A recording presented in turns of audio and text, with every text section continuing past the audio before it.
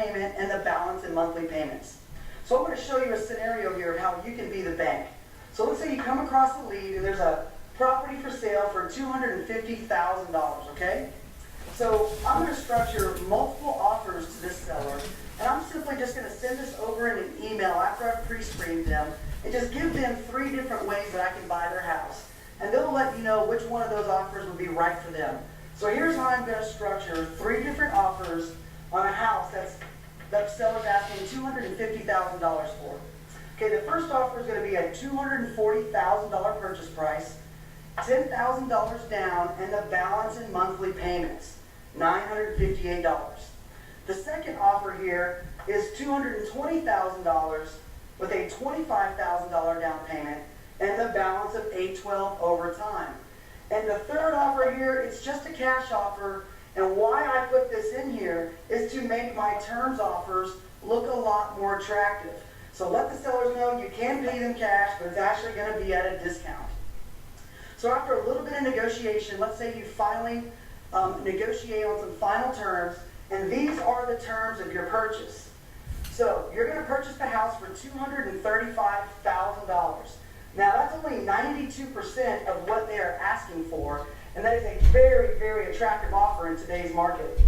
$15,000 down, $220,000 financed at 4% over 240 months. So let's say the seller didn't like my no interest offer and they wanted some interest, so I'm going to go ahead and agree to pay them 4%. So this would be the principal interest payment that I'm going to pay my seller once I close this transaction.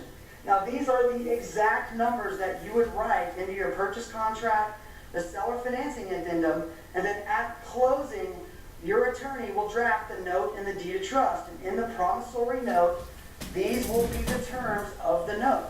Now when I go to sell this property, I'm just going to mark it up $10,000. That's about 4% over the market. So if you're in a great appreciating area, it's very easy to sell a property in $10,000 over. So $260,000 for the purchase price that your buyer agrees to pay you with a $39,000 down payment. Now that's about 15% of the purchase price, okay? So you're going to finance $221,000 at 9% interest for 240 months. So the principal and interest payment that your buyer will pay you is $1,988. Now to get to their total payment, because we're going to put the taxes, insurance, and servicing on top of your buyer's payment. So that makes your net cash flow larger.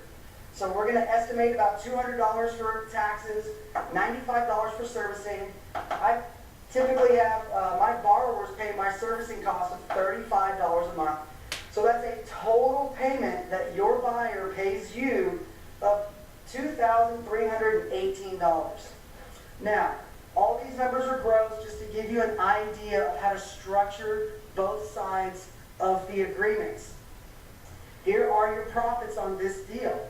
$24,000 at closing. That's the difference between what you're paying your seller and what your buyer is paying you. $655 of net cash flow. That is money in your pocket net every single month.